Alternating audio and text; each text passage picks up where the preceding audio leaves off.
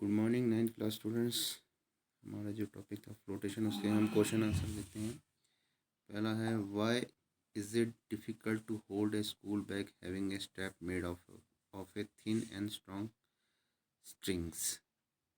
तो इसका जो सोल्यूशन है, it is difficult to hold a school bag having a thin strap because the pressure on the shoulder is quite large.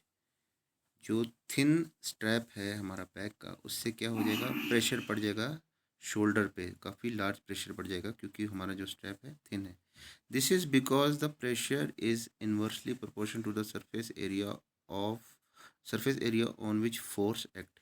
जो हमारा pressure है इसमें थिन स्ट्रैप का, वो क्या हो जाएगा, काफ़ी छोटा है, उसका सरफेस एरिया काफ़ी कम है और उसमें हमको ज़्यादा फोर्स एक्ट पड़ेगा किसमें, शोल्डर पे।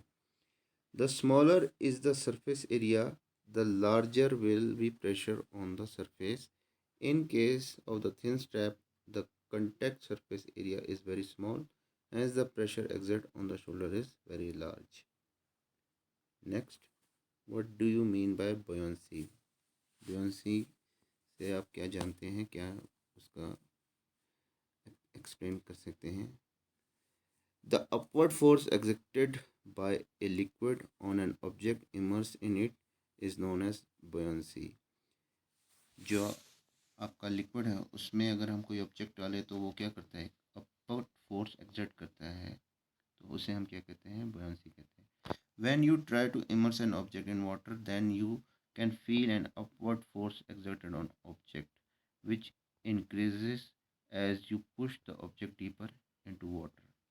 जैसे कि आप जग को बकेट में डालें, पानी वाले बकेट में, तो बिल्कुल डीप तक उसको फोर्स करके नीचे तक रहें, तो उसमें क्या आएगा, एक अपवर्ड फोर्स एक्सर्ट होगा।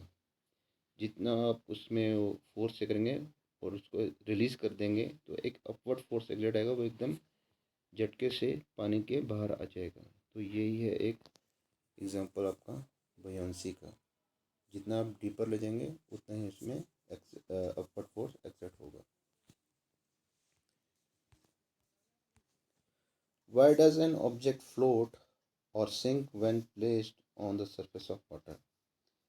If the density of object is more than the density of the liquid, then it sink. अगर आपकी जो ऑब्जेक्ट की डेंसिटी है अगर वो ज़्यादा है लिक्विड से, तो आपका ऑब्जेक्ट सिंक कर जाएगा लिक्विड में।